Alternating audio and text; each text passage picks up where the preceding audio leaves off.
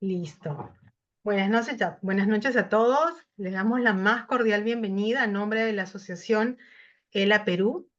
Esta noche tenemos una charla súper importante, un tema del que no se habla mucho, pero es el de las voluntades anticipadas y nos acompaña una invitada especial, la doctora Josefina Miro Quesada. Voy a hacer la presentación de Josefina. Ella es abogada por la Pontificia Universidad Católica del Perú, es máster en criminología por la Universidad de Cambridge del Reino Unido, investigadora visitante en el Instituto de Criminología de la Universidad de Cambridge, ex pasante de la Oficina de la Defensoría de los Derechos de las Víctimas en las Naciones Unidas en Nueva York, en Estados Unidos, ex asesora de la Alta Dirección de la Defensoría del Pueblo del Perú, y ha sido jefa de práctica, asistente de cátedra y miembro de grupos de investigación en Derecho Penal e Internacional de la Pontificia Universidad Católica de Perú. Entonces, haciendo la presentación, Josefina, te damos las gracias por tu tiempo, por acompañarnos y puedes empezar con tu charla. Bienvenida. Muchísimas gracias a ti, Gabriela. Muchísimas gracias a la Asociación ELA por la invitación y extender también mis saludos a Marita, bueno, y a todos y todas las integrantes de la asociación, sean familiares o sean pacientes. Es para mí un placer poder estar con ustedes a través, por lo menos, de esta plataforma virtual, acortando las distancias. Y como ya lo señaló Gabriela, yo soy abogada y me he dedicado los últimos 6 años posiblemente a luchar de manera feroz, con mucha pasión y convicción, el derecho a morir con dignidad. He sido abogada de Ana Estrada y de María Benito, que son los dos casos judicializados en el Perú. Entonces, en el marco de ese trabajo que he realizado, es parte también de mi función no solamente lucharla ante los tribunales, sino sobre todo empoderando a las personas en la toma de decisiones sobre el final de la vida. Y eso implica democratizar el conocimiento sobre lo que es el marco jurídico actual, cuáles son las alternativas legales que tenemos, cuáles no tenemos, ¿no? Para que la información pueda ser un insumo determinante en decisiones que las personas, los titulares de esa vida, puedan tomar sobre el final de sus propias vidas, ¿no? Un proceso por el que todas las personas transitaremos, pero que en determinados casos tenemos más certeza sobre cómo podrían ser esas condiciones y cómo uno querría, en todo caso, enfrentarlas, ¿no? Entonces, es muy importante tener en este espacio a personas eh, pacientes, personas pacientes, y a su vez también a los familiares para poder optimizar la autonomía de las personas, especialmente en este caso diagnosticadas con ELA, para que puedan tomar decisiones sobre su propia salud, sobre su propia vida, y en este espacio en particular, y de eso va a tratar esta conferencia, esta ponencia, sobre la etapa final, el prólogo, si se quiere, ¿no? Perdón, el epílogo, ¿no? Bien, entonces yo quería comenzar más que nada invitándoles a la reflexión. Este es un libro que recientemente sacó un médico muy reconocido, Mario Sebastiani, doctor de la UBA en Argentina, la Universidad de Buenos Aires, y se pregunta, y así lo titula el libro, si pudieras elegir de qué manera morir, cómo lo harías, ¿no? ¿Qué harías, no?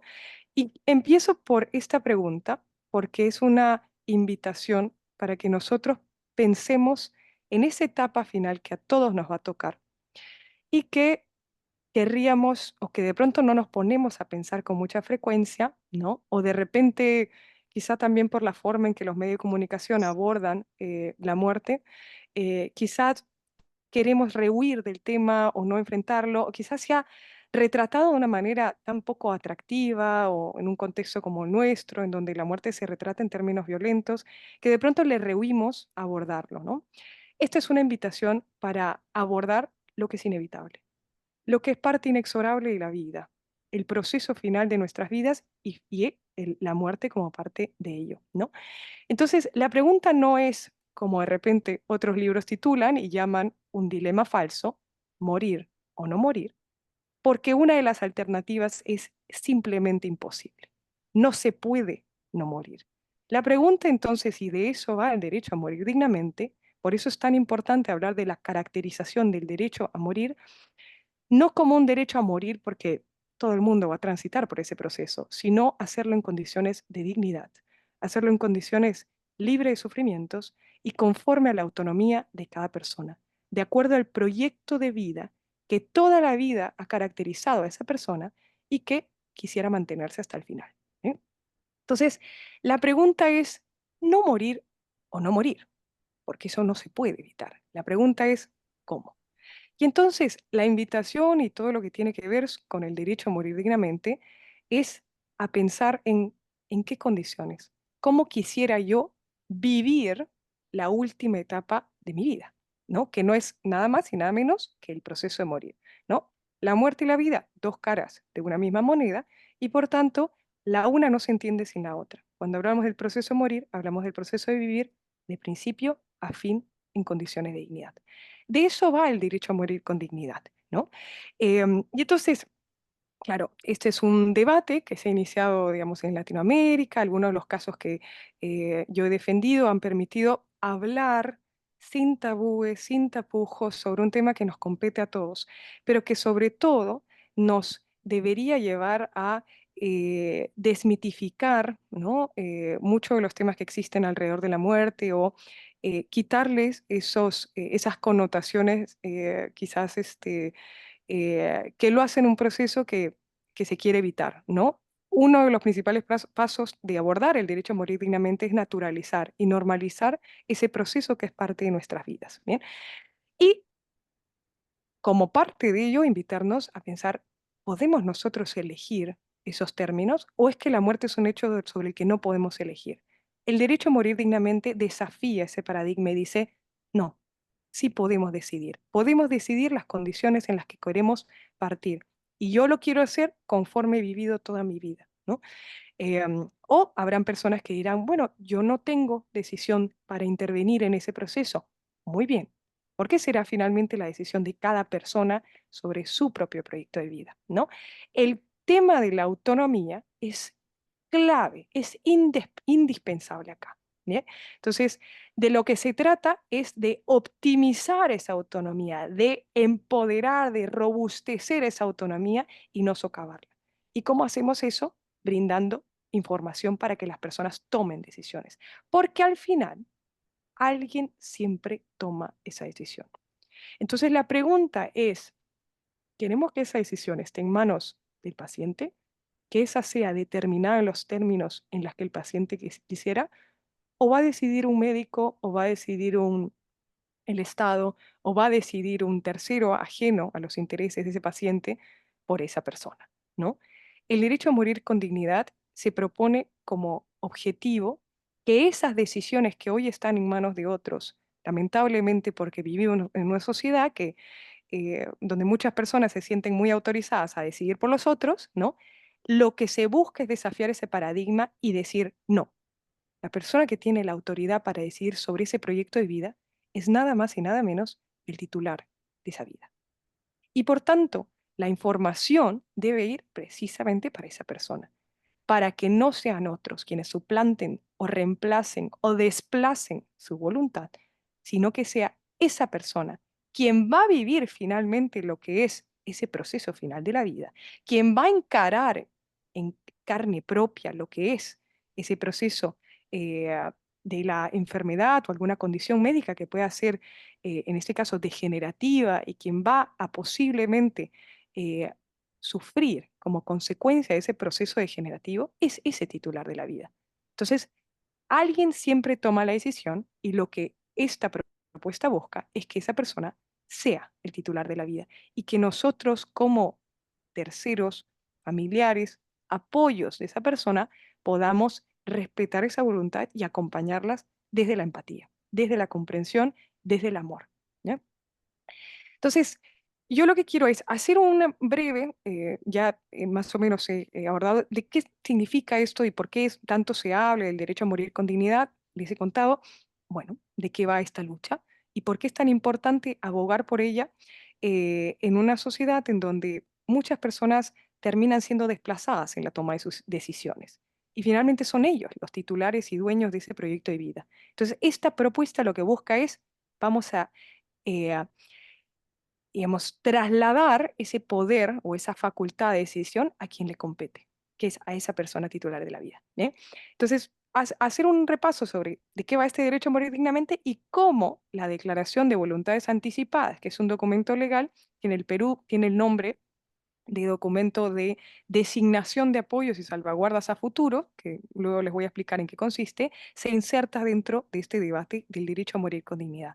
¿Por qué? Porque es la manifestación más clara para cristalizar en un documento y asegurar que esa voluntad no sea distorsionada, que esa voluntad se cumpla hasta el final y que en caso de duda, esa voluntad se priorice, se respete frente a conflictos, qué sé yo, sobre qué es lo que querría esa persona. No, no nos pongamos en esa situación de futuro, es qué habría querido. No, discutamos sobre eso hoy y evitemos que a futuro eh, otras personas puedan reemplazar o tomar decisiones por quién es el titular de esa vida. ¿Bien? Y en este caso, en ámbitos médicos, los pacientes, ¿no?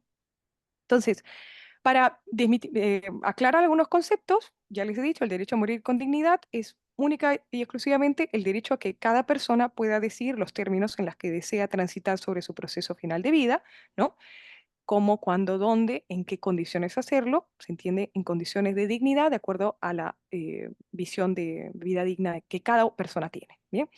La muerte médicamente asistida es lo que se conoce como la asistencia de un profesional de la medicina para poder, por ejemplo, asistir a una persona en el proceso de morir y acelerar o acortar o causar una muerte, ¿no? Lo que más se conoce es lo que se llama la eutanasia, que en términos etimológicos, si se quiere, deriva del griego buena muerte, y en el caso de suicidio médicamente asistido, bueno, es otra modalidad en donde uno mismo se causa la muerte y le brinda los medicamentos un profesional de la salud. Hay algunos países que lo tienen legalizado, algunos países que tienen una forma de esto, algunos que tienen las dos. En el Perú, lo veremos más adelante, está prohibidas las dos. Hay precedentes importantes que han abierto paso a la discusión sobre si es que deberíamos o no despenalizar. Bueno, a la actualidad sigue siendo un delito. Adecuación del esfuerzo terapéutico es algo muy sencillo, que es el derecho que tiene cada persona de decidir si ese tratamiento que está recibiendo o el tratamiento que va a recibir, pongamos el ejemplo de una intervención médica, una sonda una Nasogástrico. sonda para gaso, Naso. nasogástrica, Ajá. naso, nasogástrica. ¿Ya? El ejemplo de una sonda nasogástrica que uno podría decir va o no contribuir a lo que es mi calidad de vida, sí o no. A estas alturas del avance de la enfermedad, ¿me conviene o no? ¿Me gustaría vivir o no con una de ellas? ¿Cuáles son los efectos secundarios que me va a generar este tratamiento? ¿Cuáles son los beneficios que me va a generar? ¿No? Todo eso es parte de lo que se conoce como el proceso de consentimiento informado que permitirá a la persona decir, quiero o no quiero, o ya no quiero más. Suspender, por ejemplo, rechazar o de pronto limitar ese tratamiento y decir, mira, esto sí hasta cierto punto, pero cuando llegue ese punto, yo ya no voy a querer más este tratamiento, ¿no? Entonces, de eso va la adecuación del esfuerzo terapéutico, el derecho de cada paciente de decidir esto sí, esto no, esto hasta dónde, hasta cuándo, ¿no? Suspender, rechazar, limitar o modificar los tratamientos que uno recibe, normalmente tomando en consideración el principio de proporcionalidad. ¿Me genera más beneficios de los que perjuicios que me va a ocasionar? Sí. Si es sí, bueno, entonces decidiré tomar ese tratamiento. Y si me va a generar más sufrimiento ese tratamiento y los beneficios son muy limitados, no me van a generar una cura, pues la persona tiene derecho a decir, mira, fíjese que no, porque son fútiles para mi mejora y me van a generar este sufrimiento por el que yo no quiero transitar. ¿Bien? Entonces, es parte de lo que se conoce como el consentimiento informado. No se puede forzar a una persona a someterse a un tratamiento que no desea. ¿Bien? Entonces, siempre un tratamiento tiene que estar mediado por el consentimiento informado, tanto si acepta como si rechaza. ¿Bien?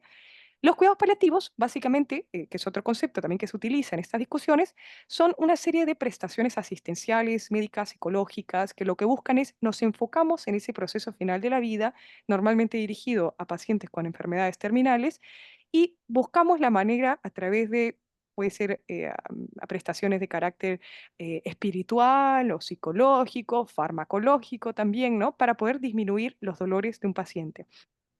Em, busca, digamos, tener una mirada integral, pero se distingue de otras formas de paliar el dolor en la medida de que no busca, se supone en ninguno de supuestos, acelerar la muerte o causar una muerte, ¿no? Sino es únicamente que la muerte venga de manera natural cuando quiera venir y hagamos lo posible para poder disminuir los dolores, ¿no? En el Perú está reconocido bajo una ley, hay desafíos con relación a la democratización y accesibilidad o no, no en todo el Perú hay esa accesibilidad, ¿no? Debería, pero todavía hay desafíos en eso. La sedación paliativa es una de las formas de los cuidados paliativos y es básicamente la disminución de la conciencia a niveles muy, digamos, intensos. Normalmente se aplica al final de la vida y que puede tener como consecuencia secundaria causar la muerte. No siempre pasa, pero la idea es poder disminuir los dolores, ¿no? El encarnizamiento terapéutico es eso que se practica cuando los médicos dicen hagan todo lo posible, no importa lo posible, e incluso también los familiares podrían decir, bueno, todo lo que fuera por tal, con tal de mantener a la persona viva. Y en muchos casos, ese con tal de permanecer a la persona viva genera un costo muy alto en la disminución de calidad de la vida o en los sufrimientos que se puede generar al paciente, ¿no? Es esos supuestos en donde el principio de proporcionalidad ya no se respeta y de pronto los beneficios de tratamiento en realidad son fútiles, pero como sea, manténme vivo esa persona, ¿no? A costa en muchos casos de la integridad personal, ¿no? Entonces, cuando son desproporcionados y buscan a toda costa combatir la muerte o pretenderla, que eso no es posible, ¿no? Se dice que se incurre en encarnizamiento terapéutico, lo que está prohibido por la ley en el Perú. Bien, esto incluso en algunos, el mismo Vaticano está en contra también de estas intervenciones desproporcionadas para mantener a alguien con vida, ¿no?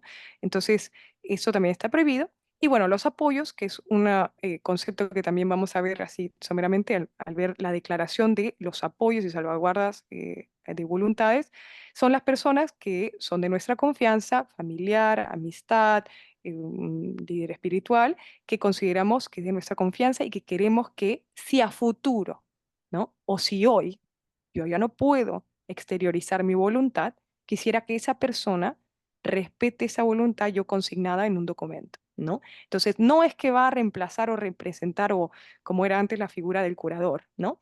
Que básicamente podía desplazar o decidir por la persona, ¿no? En este caso, el apoyo lo que hace es yo voy a hacer valer la voluntad de quien me otorga ese poder de ser su apoyo, ¿no? Esto por los conceptos. El derecho a una muerte digna, como ya les dije, entonces este derecho a que nos podamos autodeterminar en el proceso final de la vida. Es un derecho que, obviamente, como la muerte es parte de la vida de todas las personas, le asista a todo aquel que se encuentra enfrentando ese proceso final de la vida y que para evitar un proceso de sufrimiento o de afectaciones a la integridad, quisiera acceder a una muerte en condiciones de dignidad, pacífica, sin sufrimiento y tiene una serie de alternativas para poder ejercerlo, ¿no? Acá es importante decir que muerte digna no es sinónimo de eutanasia, muerte digna es el derecho a decidir, autodeterminarnos sobre el proceso final de la vida. Eso quiere decir que una persona que de repente no comparte las ideas de quien quisiera acceder a una eutanasia dirá, bueno, yo la eutanasia no la comparto, yo quisiera más bien cuidados paliativos, no quiero acelerar el proceso final de mi vida, de la muerte, sino que más bien quisiera tener al máximo la posibilidad de paliar esos dolores. Cuidados paliativos es para mí. Para otra persona, de repente, la eutanasia será la alternativa. Para otra persona, de repente, simplemente quisiera que se le retire una medida de soporte vital y una sedación paliativa. Dependerá de la persona, porque finalmente, como lo hemos dicho, ya no me canso de repetirlo porque me parece muy importante, entender que el derecho a una muerte digna se basa en el pilar de autonomía. Por lo tanto, lo que me funciona a mí no será lo mismo de lo que le funciona a otra persona. Bien, es autodeterminación y optimización de esa voluntad para que sea cada persona, por supuesto, con los apoyos que requeriría también si es que necesita manifestar esa voluntad, pero que de acuerdo a su proyecto de vida, de acuerdo a su historial de vida, de quién ha sido en vida esa persona toda su vida, pueda decidir, ¿no? Bien. Entonces, en el Perú, ya les decía, la eutanasia y la asistencia médica en el suicidio, así llamado, muertes médicamente asistida, están prohibidas, son delitos. En el caso de Ana Estrada, un precedente jurisprudencial muy importante, se decidió hacer una excepción. Se reconoció la existencia de este nuevo derecho en nuestra Constitución. Nunca antes habíamos tenido un reconocimiento como tal por un juez. Lo reconocieron y dijeron, mira, a Ana, reconocido este derecho, como expresión de este derecho, tiene el derecho a elegir. ¿Cuál es la elección que ella toma? La eutanasia. Entonces, como la eutanasia era un delito, se decía hacer una excepción a su caso para que ella pueda acceder a la eutanasia cuando ella así lo quisiera. Y así lo hizo. ¿Bien? Entonces, esa fue una sentencia muy importante que reconoce este derecho, pero que sin embargo no despenaliza la eutanasia para otros casos. Bien, la persona que quisiera acceder a una eutanasia como parte del ejercicio de su derecho a morir dignamente, tendría que necesariamente, y lamentablemente, lo digo así porque menos opciones es menos libertad, pero lamentablemente hoy tendría que llevar un proceso judicial. Ese proceso judicial podrá tomar algunos años, como pasó con Ana, para recién tener expedita la posibilidad o la libertad de acceder a una eutanasia, si esa fuera la opción. Hay otras opciones que sí son legales en el Perú. Bien, ¿cuáles son las opciones legales? Hay dos. Una son los cuidados paliativos. Hay la ley que crea el Plan Nacional. Falta todavía reglamentar esta ley y sí es cierto que no todos los establecimientos de salud tienen acceso a cuidados paliativos. Creo que ese es un desafío importante que tiene que venir de la mano también con los avances que hagamos en materia del reconocimiento del derecho a morir con dignidad. Y luego también tienen lo que básicamente fue el caso de María Benito, lo que se conoce como la adecuación del esfuerzo terapéutico, ¿no?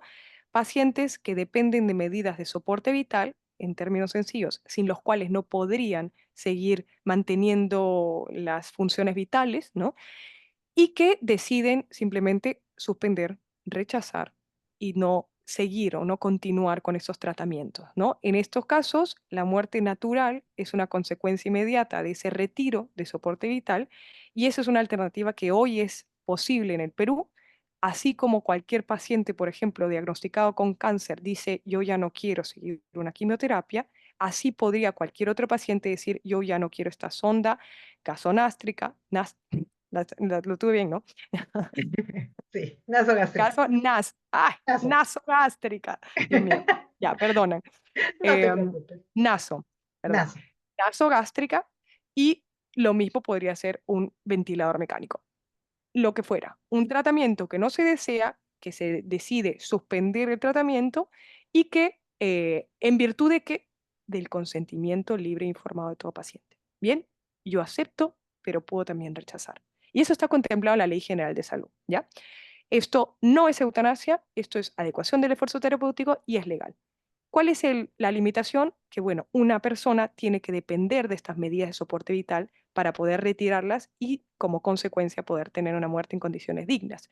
En el caso de María, como lo veremos más adelante, ella accede a este derecho, pero no fue fácil porque salud confundió los términos, llamó a su pedido eutanasia diciendo que estaba prohibido y producto de esa confusión e ignorancia, la casi que obligaron a tener que judicializar el caso y llevarlo por un proceso judicial en donde la judicatura dijo, esto no es eutanasia, esto es derecho a adecuar el esfuerzo terapéutico o rechazar un tratamiento médico, ¿no?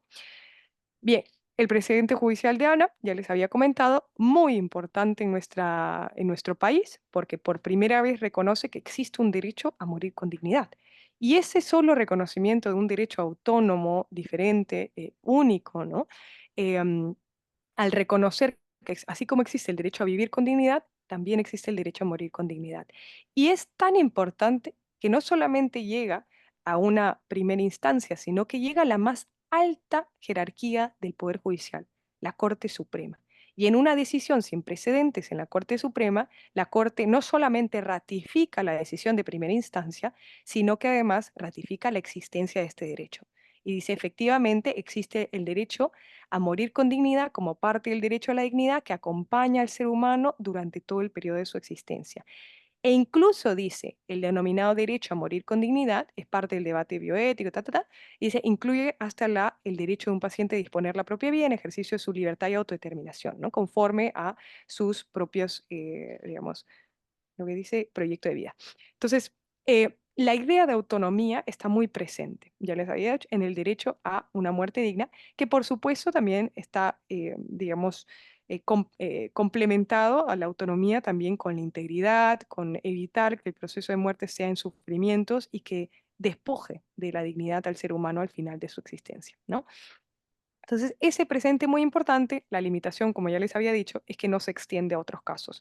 Únicamente se aplicó al caso de Ana, pero es un precedente que se puede invocar como jurisprudencia en un caso eventual. Tendría que necesariamente abrirse un nuevo expediente, tendría que presentarse un nuevo caso y llevarse otra vez ante los tribunales, ¿no? Entonces, la batalla por ahí todavía hay tiempo, mientras el Congreso no despenalice ni la eutanasia o el suicidio médicamente asistido, la muerte médicamente asistida no es una posibilidad legal en el Perú. Pero tenemos esta jurisprudencia, ¿bien? Entonces, la jurisprudencia ayuda, pero no es que despenaliza o elimina el delito, ¿bien? Va a todavía demorar un tiempo hasta que eso ocurra. Ideas bases de precedente de Ana Estrada, pues autodeterminación muy presente en el derecho a morir dignamente, reconocimiento de un nuevo derecho, ¿no? Como lo había dicho, no es que tenemos derecho a morir, es tenemos derecho a morir con dignidad.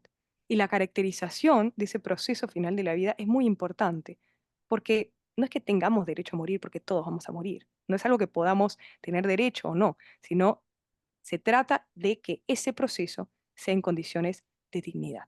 ¿Bien? El precedente judicial de María, a diferencia del caso de Ana, ella sí dependía de medida de soporte vital, ella tenía ELA, ¿no? En etapa muy avanzada. Ustedes me imagino que la conocían a María, bueno, era parte, no sé si no sé si es que era integrante, sí, sí era Sí, integrante. sí, Ajá, era entonces integrante. María, claro, con una ELA ya avanzada, 10 años al menos de llevar la enfermedad, al final el proceso de deterioro físico de su cuerpo llegó a afectar todos los músculos de su cuerpo e incluso le quitó la capacidad de verbalizar, digamos, lo que ella deseaba y obviamente la imposibilitó de poder hablar. Eso generó que ella tuviera que depender de un sistema TOBI para que seguía ¿no? el seguimiento, hacía seguimiento visual, ¿no? De lo que ella podía escribir a través de la pantalla, así se comunicaba, y así es como nosotros nos comunicamos todo el proceso, ¿no? María tenía muy claro que ella ya había vivido lo suficiente, que dejar partir era parte de eh, amar, ¿no? Era una forma de amar y que la muerte es parte de la vida, ella tenía su propia escala de valores, sus propias ideas, era una mujer muy católica que creía en un Dios del amor, un Dios misericordioso, un Dios acorde a sus convicciones, ¿no? Entonces, la religión no tiene por qué ser incompatible con el respeto a la autodeterminación de las personas, si es algo además para evitar un fin noble, que es no sufrir en el proceso final de la vida, ¿no? Y María tenía eso muy claro y ella, bueno, llevamos el proceso judicial, lo que fue muy determinante en su caso, y eso permite que ya no existan dudas, es que la adecuación del esfuerzo terapéutico, que es lo que ella pidió, ella dijo, retírenme este ventilador mecánico, yo ya no quiero seguir prolongando una vida que para mí ya no es digna, ¿no? Y espero que las personas y el Perú respeten mi decisión, ¿no? Que se pongan en mis zapatos, que empaticen con con mi situación, y ella lo que decide es solicitar el retiro del soporte vital, que es el ventilador mecánico, y se le aplica una sedación paliativa para evitar, ¿no? los sufrimientos y para que se pueda disminuir la conciencia en el proceso final. Eso desemboca a una muerte natural y ella se despide, está con sus familiares en el último día. Fue un proceso en donde ella estuvo rodeada de las personas que más quería y rodeada de amor. Entonces, ese precedente dejó muy en claro, eso no es eutanasia y eso no es ilegal, eso es un derecho y por tanto es exigible por los pacientes a todo profesional de la salud. Y los profesionales de la salud, cuando se trata del ejercicio de un derecho, tienen la obligación de respetarlo, de garantizarlo. ¿bien? El rechazo de tratamiento que se mostró en el caso de María, ¿no? Está recogido en la ley, también es muy claro, deriva de, como les había dicho, del derecho a consentir o a retirar el consentimiento de un tratamiento que para nosotros ya no es beneficioso, que nos es fútil y que no respeta la proporcionalidad, es decir, nos genera más perjuicios de los beneficios que pretende. Bien, el consentimiento informado, como les decía, es parte de la autonomía y es parte también de un cambio de paradigma entre la relación médico-paciente, en donde esa idea del médico sábelo todo y de repente un poquito que decidiendo más, ¿no?, sobre el paciente, porque por supuesto hay una jerarquía de información. Él es el que tiene el expertise, la técnica, él no, él o ella son las personas que tienen el expertise, las técnicas, el conocimiento, ¿no? Y siempre hay una relación jerárquica entre un paciente y un médico. Entonces, el consentimiento informado es una garantía que permite hacer un contrapoder para que sea la persona la que decida sobre su salud, sobre su vida y sobre los tratamientos que mejor quiere llevar o no, ¿no? Entonces, es una conquista de una relación, un paradigma que ha cambiado y que dejó de ser, ¿no?, una relación paternalista, ¿no?, para convertirse en una relación más equitativa, más democrática, ¿no?, en donde el paciente es, y creo yo, en estos temas particularmente, sobre el final de la vida, quien debe tener la última palabra, ¿no? Y entonces el médico debe respetar eso, ¿bien? Entonces, es esta persona, el paciente, en el caso del contexto médico, quien debe tener la libertad y el derecho de poder decidir hasta cuándo, qué cosa quiere recibir, qué tratamiento someterse, etcétera. Bien, el consentimiento informado no se trata simplemente de decirle, tú tienes esto. No, yo quiero saber cuáles son las consecuencias de ese tratamiento, yo quiero saber si es que ese tratamiento me va a generar estos efectos secundarios o qué efectos beneficiosos me va a generar. Yo quiero saber también por cuánto tiempo, las características, ¿no? Es un proceso, no es simplemente decir, no. El consentimiento informado es un proceso que involucra un diálogo horizontal, democrático, en lo profesional de la medicina y que, bueno, tiene ciertas formalidades que tienen que respetarse, estar por escrito, por ejemplo, pero no debe ser jamás un, una forma simplemente de librarse de responsabilidad, que es lo que suele ocurrir muchas veces, que los médicos o los profesionales de la salud dicen, ok, fírmame esto para que yo pueda, ¿no?, estar bien si es que pasa cualquier cosa.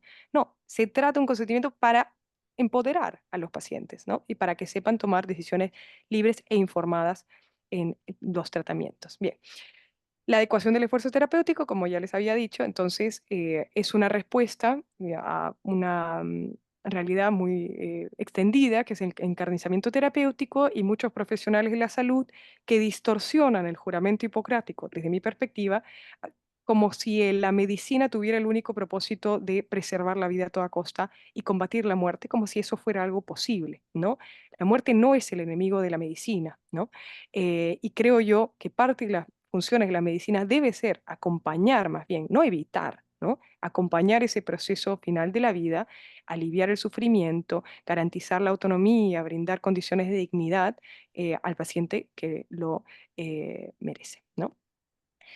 Bien, entonces, el Código Civil, entonces, dentro de ese marco, ya hemos hablado del derecho, hemos hablado de los avances, de los casos, qué es lo que ha generado esta jurisprudencia importante en nuestro Perú, qué limitaciones tienen, ¿no? Y una de las cosas muy importantes que se dieron tanto en el caso de Ana como en el caso de María, es que los jueces reconocieron el documento de apoyo y salvaguarda futuro, que se origina como un documento pensado para las personas con discapacidad, pero que tiene una modalidad que permite que una persona, podría ser sin discapacidad, a futuro la desarrolla, ¿no? Entonces, eso quiere decir que se ponen los supuestos en donde una persona podría a futuro dejar de manifestar o exteriorizar la voluntad y desea que su voluntad se respete a futuro cuando ya no pueda exteriorizarla. Entonces, lo que se conocía como, o lo que se conoce como en la doctrina, como un testamento vital, es decir, yo puedo poner por adelantado, a mí me gustaría, eh, por ejemplo, que no se me resucite, ¿no? Si yo llego a un estado de inconsciente, no me gustaría estar atado a un ventilador mecánico. a mí me gustaría que al final del proceso, me gustaría acceder a la sedación paliativa. ¿Qué tipo de decisiones uno quiere, en virtud y en ejercicio de su autonomía, decidir, ¿no? O tomar a futuro, si en un futuro llegara por alguna discapacidad sobrevenida, o pongamos que la enfermedad, la esclerosis lateral amiotrófica, que es una enfermedad degenerativa, llegara a un punto que afectara mi posibilidad de comunicar. Nosotros, en el caso de María, tuvimos muy claro que estábamos jugando contra el tiempo. ¿Por qué? Porque María estaba perdiendo la vista. Y la vista era la única forma que María tenía para comunicarse. Si nosotros no utilizábamos un documento de apoyo y salvaguarda a futuro para dejar muy claro y muy sentada esa voluntad de manera anticipada, corríamos el riesgo que a futuro otros decidan por ella. Entonces, para nosotros era muy importante contar con este documento para poder hacerle frente no solamente al juez que iba a verificar y ratificar su voluntad, es decir, no hay dudas de que esta es María, de que ese es su proyecto de vida, de que estas son sus decisiones que son acordes con quien ha sido toda su vida, ¿no? Pero además también oponerlo a los profesionales de la salud, ¿no? Decir, mire, no hay duda, esta es la voluntad indubitable del paciente y por tanto debe respetarse, ¿no? La designación de un apoyo, ¿no? Y en el caso de María, que estábamos corriendo el riesgo de que ella pudiera perder la posibilidad de comunicarse en el exterior porque estaba perdiendo la vista, ¿no? Es muy importante porque te permite prever esos futuros, ¿no? Y particularmente en una enfermedad como la ELA, que es una enfermedad de carácter degenerativo, progresivo, que va a ir afectando eventualmente más órganos del cuerpo, órganos que son vitales para poder no solamente mantener o no la respiración por uno mismo, ¿no? Sino también para comunicarse. Entonces, al ser una enfermedad de carácter estrictamente físico, pero psíquicamente la persona se mantiene intacta, esa voluntad, mientras permanezca ese discernimiento, esa facultad de poder decidir sobre la propia vida, esa capacidad intacta para tomar decisiones en el ejercicio del libre albedrío, es importante contar con un documento para volcarlo en un papel notarializado, se puede hacer por notaría, ¿no? Salvo casos en donde la persona no pueda manifestar su voluntad, se tiene que llevar por un proceso judicial, pero en principio la regla es por la notaría. Si la persona puede hoy, el día de hoy, manifestar esa voluntad con las limitaciones que puedan ser, pero manifestar esa voluntad, dejarlo por escrito, quién soy yo, cuál es mi historia de vida, qué es lo que yo quisiera, qué es lo que no solamente en temas de salud dejar por adelantado, sino de repente decir, bueno, yo tengo este patrimonio, a mí me gustaría que este patrimonio se designe para tal persona si es que llegara el momento en el que yo no pueda exteriorizar mi voluntad. Yo tengo, qué sé yo, estos bienes, ¿no? Y estos bienes quisiera que sean utilizados si es que yo no puedo exteriorizar mi voluntad a futuro. Y en ese escenario de si yo no puedo a futuro exteriorizar mi voluntad, lo que hago es designo un apoyo.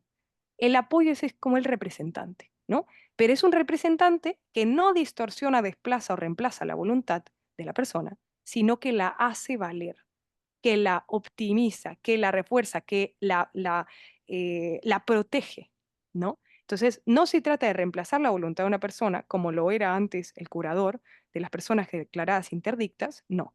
Esto es un cambio de paradigma, un cambio de modelo de una visión de personas con discapacidad, con un enfoque social que permita a las personas robustecer, ¿no? Esa autonomía a través de esta toma de decisiones. Que sea esa persona la que toma la decisión y designará el apoyo en quien confía. Hay determinadas limitaciones, por ejemplo, una persona condenada por hechos de violencia no puede ser designada como un apoyo, ¿no?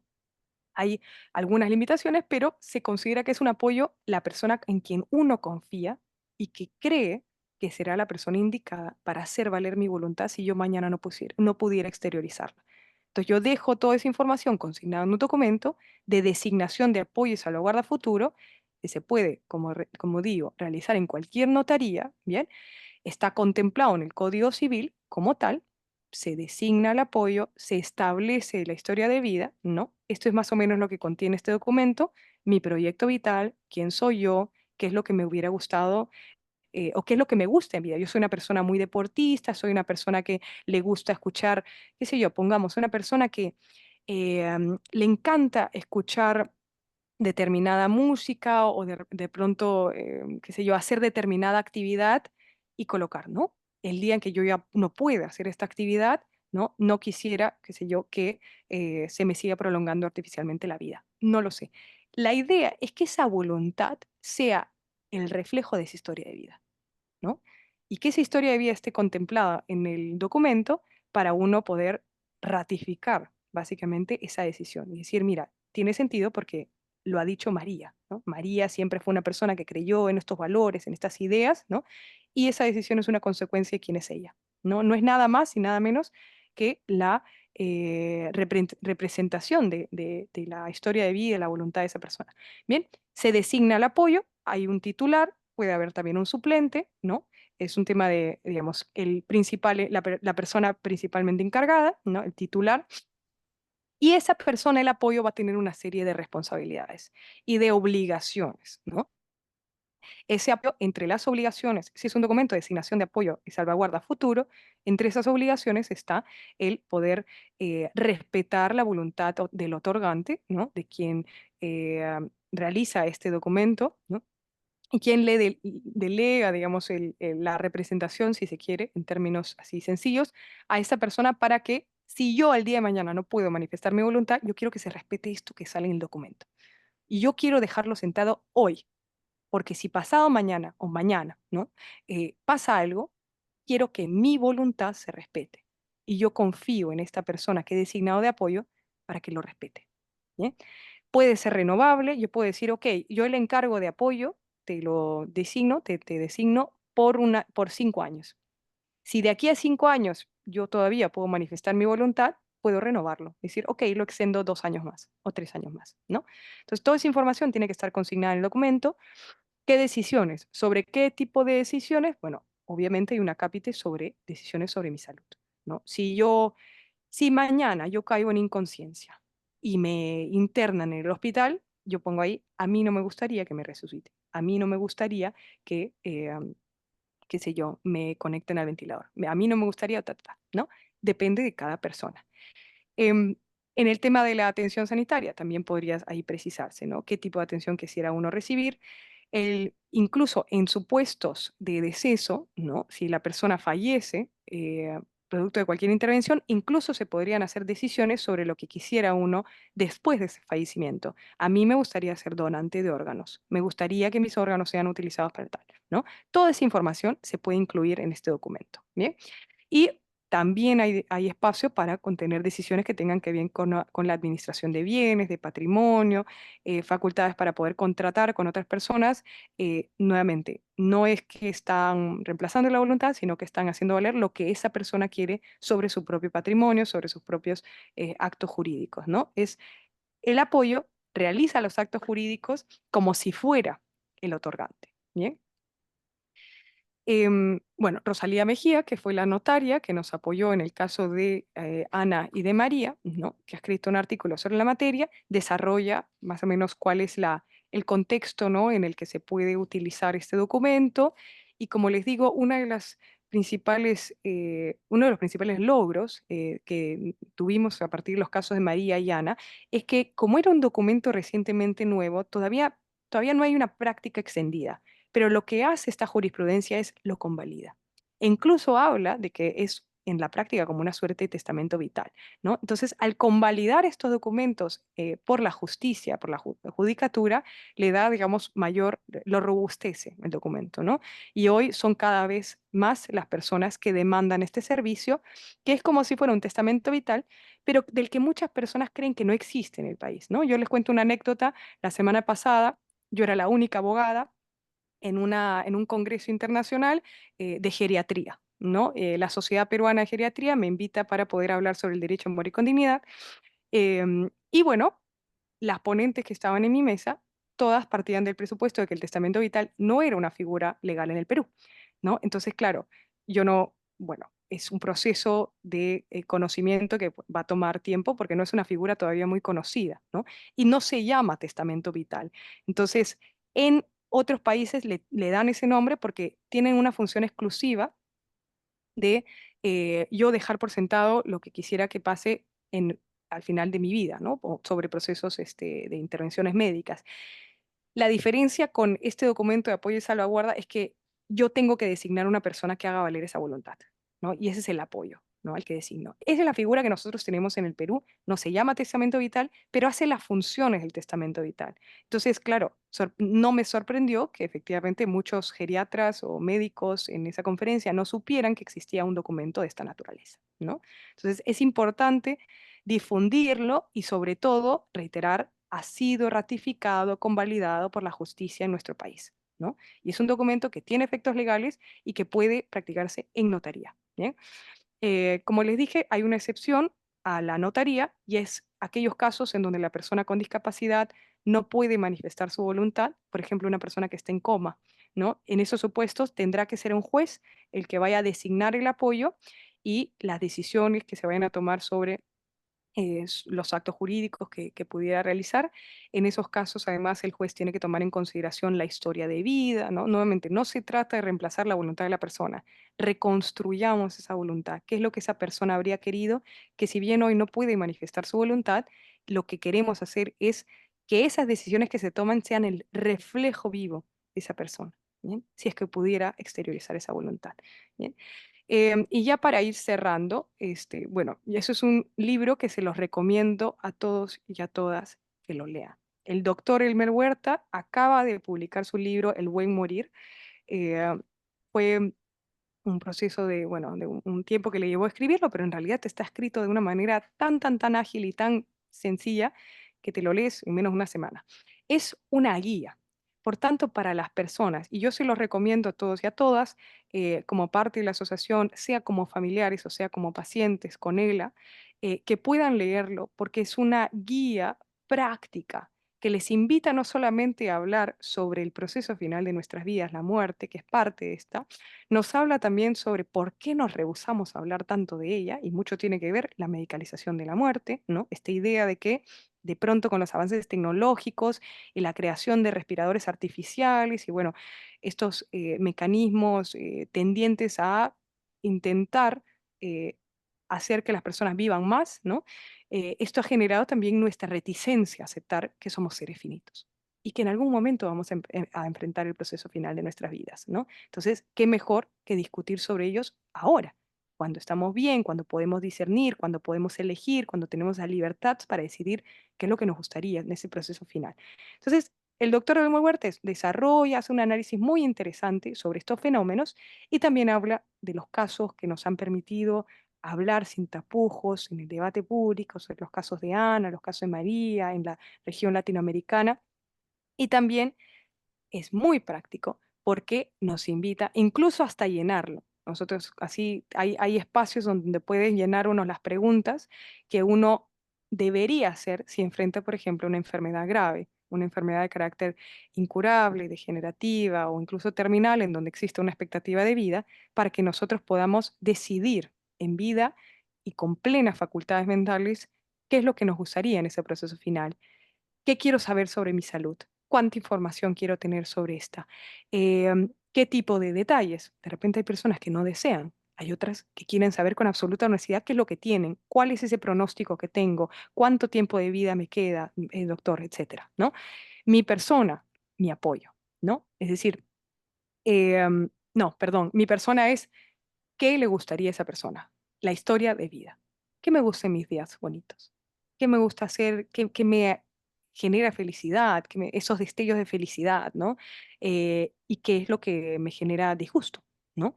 Y entonces, sobre la base de eso, a mí, no sé, me encanta la música, ¿no? Me gusta escuchar música, me encanta el jazz, me encanta, ¿no? Me gusta cantar, ¿no?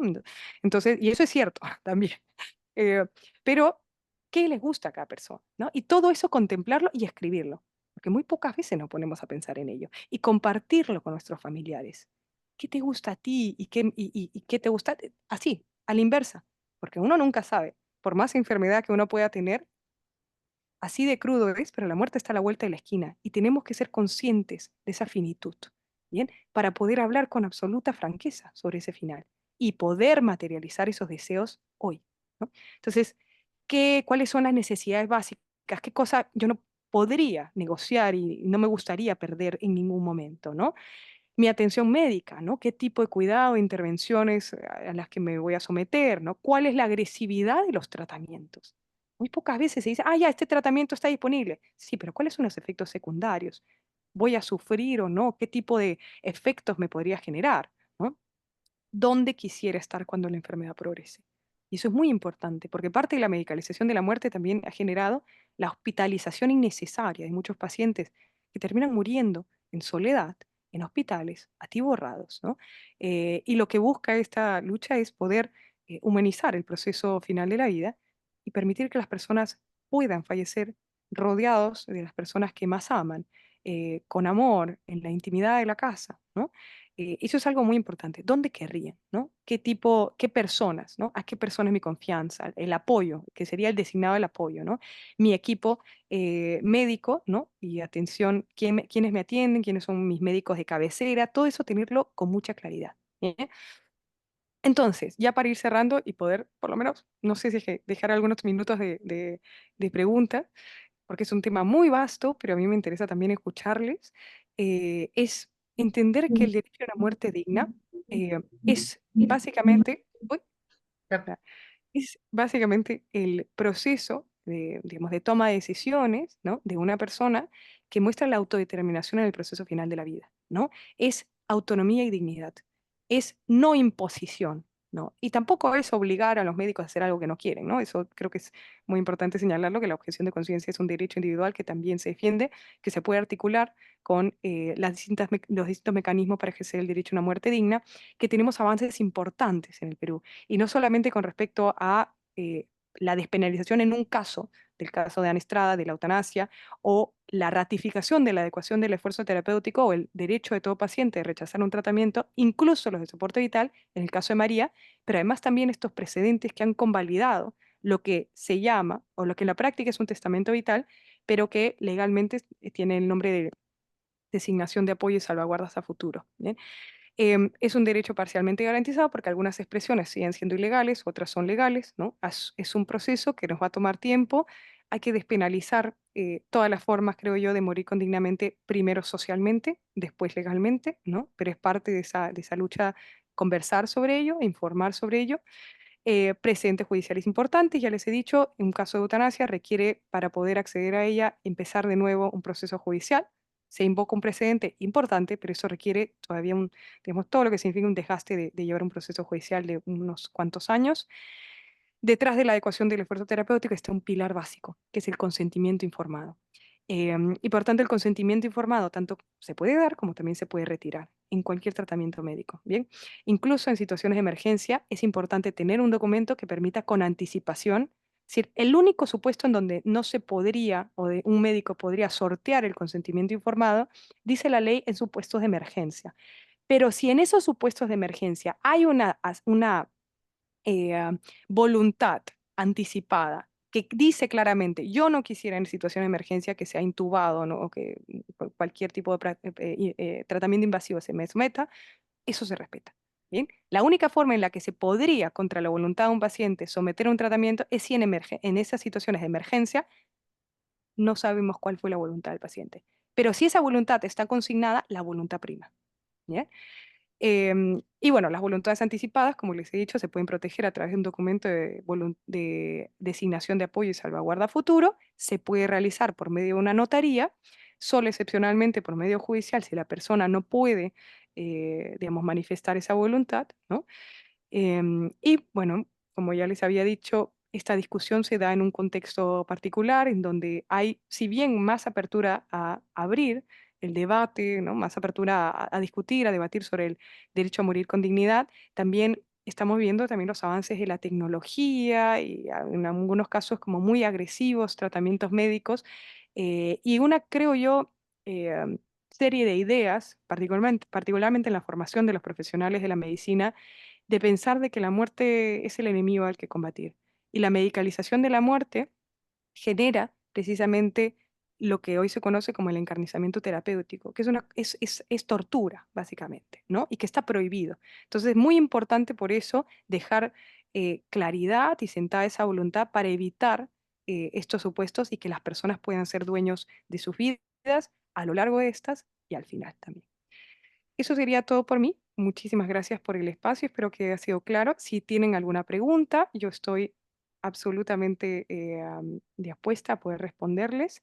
Y nada, muchas gracias por el espacio. Así que los y las escucho. Gracias, Josefina. Muchas gracias. Ha estado muy clara tu intervención. Hemos podido ver diferentes términos que son los que se utilizan usualmente. Por ejemplo, invitamos a todos los que tengan alguna pregunta, si quieren, las pueden ir escribiendo en el chat, ¿no? También vamos a dar pase para preguntas.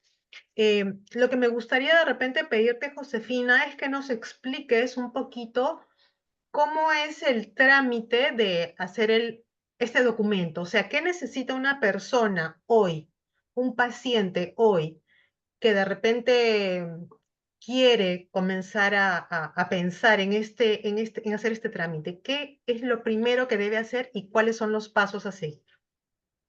Bien, perfecto.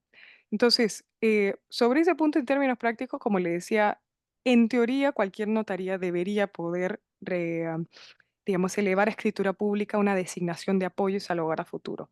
Esto está contemplado en el Código Civil, bien, desde el 2018 y por tanto otorga la facultad a los notarios para poder elevar a escritura pública estos documentos. Ahora, como les decía, como es un documento relativamente reciente, ¿no? No muchos notarios están muy familiarizados. Les Ujú, digo una anécdota personal.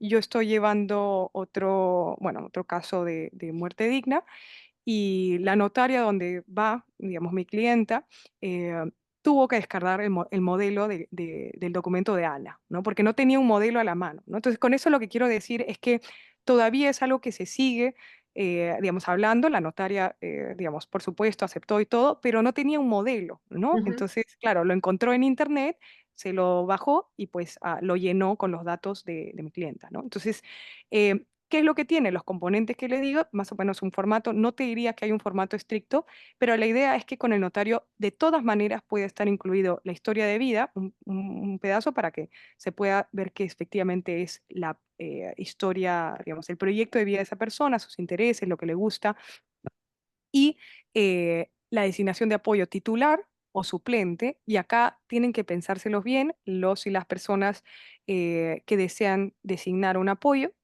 notarialmente. Un apoyo no tiene por qué ser un familiar. Puede ser un familiar, puede no serlo. Lo digo porque la ley no exige como requisito eso, ¿ya? Entonces, la ley lo único que dice es, está prohibido, por ejemplo, alguien condenado por violencia sexual o violencia de género, por obvias razones. El apoyo tiene que ser una persona en quien ustedes confíen.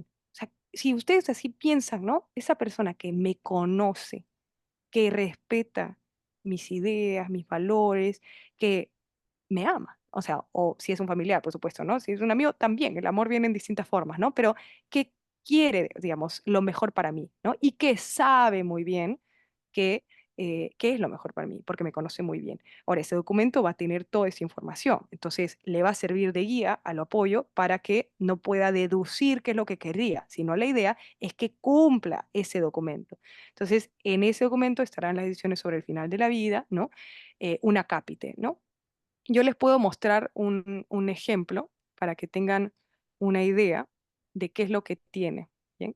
Solamente para compartirles en la pantalla, para que tengan más perfecto. o menos una orientación, Ujú. ¿ya? Eh, a ver, voy a compartirla. Gaby, trabaja Josefina, quiero comentar algo. A ver, ¿Me escucha? sí. Sí, Sí, Josefina, primero agradecerte por la claridad con que has hablado, maravilloso, ¿no? Y quería comentar, en la ELA se presentan dos características que son muy relacionadas a lo que tú has planteado, ¿no? Uno es que la posibilidad de hablar se pierde y no todos los pacientes tienen acceso a un TOBI. Entonces, va a llegar el momento en que no vamos a saber qué quieren. Y dos, que muchas veces la traqueostomía en la ELA es una emergencia verdaderamente. Entonces, son dos características que hacen que sea demasiado importante para nuestros pacientes este documento, ¿no?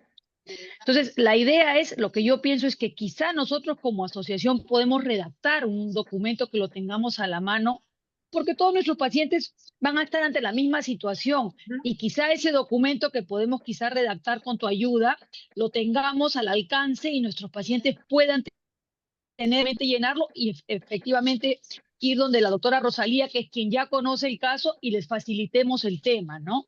Gracias. Genial.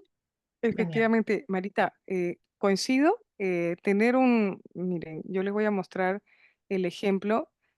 Rosalía, por supuesto, ya conoce muy bien. Yo no sé qué pantalla están viendo. Esta, creo, ¿no? Ya.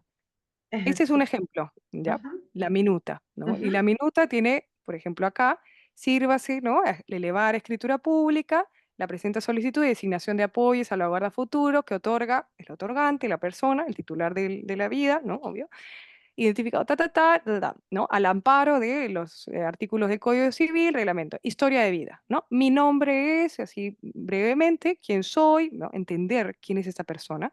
Designación de apoyo, apoyo titular, apoyo supletorio puede haber también, ujú, que pueda complementar o pueda contribuir la actuación y las obligaciones del apoyo, ¿no? Tiene que facilitar la comunicación del otorgante, como bien dice Marita, especialmente en los casos de enfermedades musculares, físicas, degenerativas, llegará un momento en el que la persona no puede hablar. Entonces, tener por sentado, y si no todos tienen el TOBI, ¿no? Por supuesto, esa voluntad escrita en un documento es de vital importancia. ujú, ¿Bien?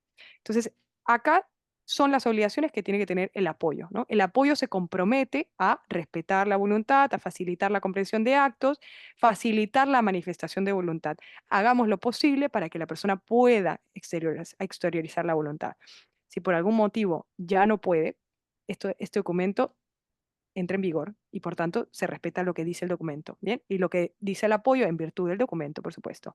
El apoyo designado se encuentra obligado a respetar la voluntad, las preferencias del otorgante, administrar el dinero del otorgante. Esto puede ser acomodado, ¿bien? Porque finalmente dependerá de la persona. Hay un modelo, pero digamos, no, esto no quiero que tenga mi apoyo, esto sí quiero que me tenga mi apoyo, estas facultades sí, estas no, ¿no? Entonces, tendrá que adecuarse en conversación con la notaria eh, cuáles son las facultades que se desea reconocer o, digamos, designar las facultades del apoyo designado, ¿no? Decisiones referidas a la salud. Esto también es muy importante, ¿no? La persona que ejerce el cargo de apoyo está autorizada a recibir toda la información del médico tratante sobre mi salud, por la que podrá prestar su consentimiento para aceptar que de la persona, por supuesto, otorgante, ¿no? Aceptar, rechazar, suspender cualquier tratamiento médico en su favor, eh, ta, ta, ta, deseo esta lista, ¿no? ¿Qué tipo de tratamientos, qué tipo desea, qué no desea? Si yo, producto del deterioro progresivo de la enfermedad, ¿no? No pudiera manifestar o exteriorizar mi voluntad, esta es mi voluntad.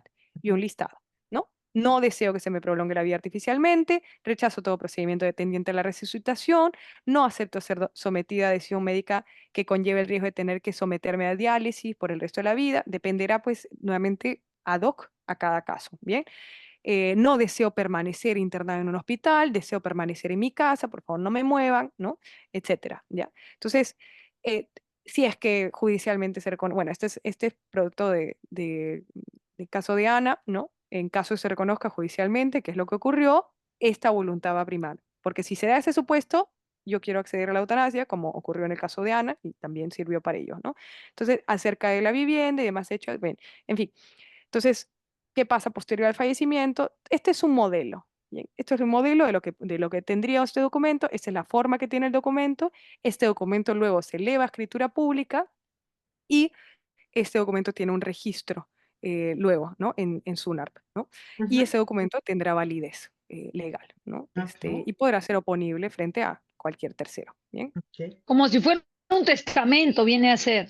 Como si fuera un testamento, como si fuera un testamento vital. La diferencia, como les digo, es, digamos, esta surge en realidad no pensando en el testamento vital. La figura surge pensando en la persona, persona con discapacidad sobrevenida, ¿no? Que en Ujú. realidad es precisamente cuando la persona no pueda exteriorizar la voluntad.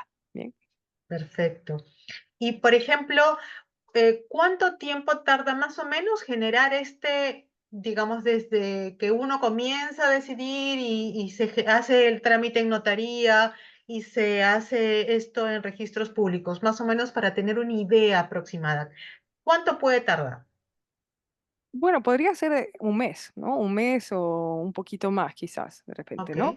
Entonces, es cuestión de también, digamos, la disponibilidad también con el notario o la notaria para poder reunirse, para poder conversar. Si la persona no se puede movilizar, la notaria tiene que ir, digamos, a la Ujú, vivienda de la persona, claro, ¿no? Facilitando las barreras, digamos, de movilidad. Y en ese momento, pues, se hará también la constatación de la voluntad. Lo que tiene que hacer el notario es dar fe, ¿no? claro. Dar fe pública, ¿no? Y entonces luego tomará unas semanas más para que se eleve a escritura pública, pues será un mes y medio, 2 meses o algo así aproximadamente. Ya. Y por ejemplo, Josefina, nosotros sabemos que a veces tenemos que enfrentar situaciones difíciles, por ejemplo, cuando un paciente llega a una emergencia o por cualquier circunstancia, a pesar de tener este documento, llega a un centro de salud. ¿Qué pasa, por ejemplo, si el médico, a pesar de estar el documento ahí, se niega? ¿Qué es lo que se puede hacer? ¿Qué hace la familia? ¿Qué hace la familia sobre todo? Bueno, nuevamente, el documento es oponible al profesional de la salud. El profesional de salud que obliga a una persona a ir en contra de esa voluntad estaría afectando sus derechos como paciente. En esos Ujú, casos está su salud, quien se encarga, que es la entidad que, digamos, que supervisa también que efectivamente los derechos del paciente se cumpla. Se puede solicitar también, digamos, un médico interconsulta, digamos que tampoco es la última palabra lo que diga el médico en esos casos. Suele ocurrir, y eso es muy lamentable, que muchos profesionales de la medicina establecen un ambiente como hostil, de ujú, traslado de responsabilidad.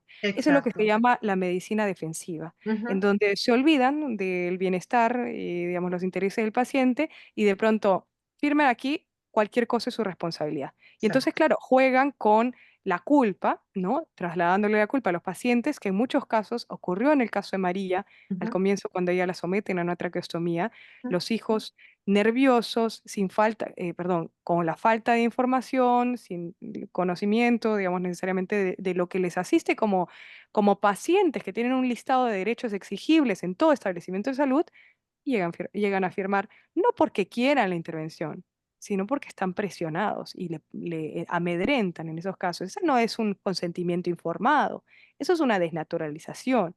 Entonces, para evitar eso, lo mejor es información.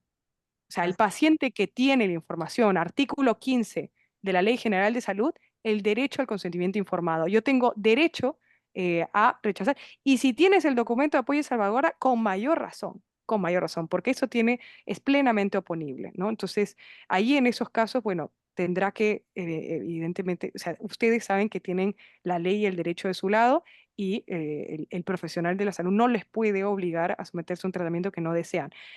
Tengan, digamos, obviamente la información a la mano siempre ayuda para poder contrarrestar y poder argumentar mejor con los profesionales de la salud, pero sepan que están amparados jurídicamente, ¿no? Y no se les puede amedrentar ni amenazar, ¿no? En eso, ¿no? Yo entiendo que el temor a veces hace que en esa desesperación uno diga que sí, cuando en realidad ni siquiera dan tiempo para pensarla bien.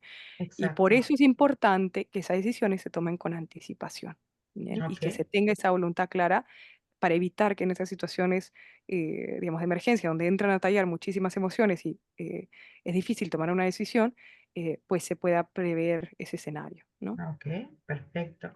¿Alguien más tiene una pregunta? Lalo, Javier.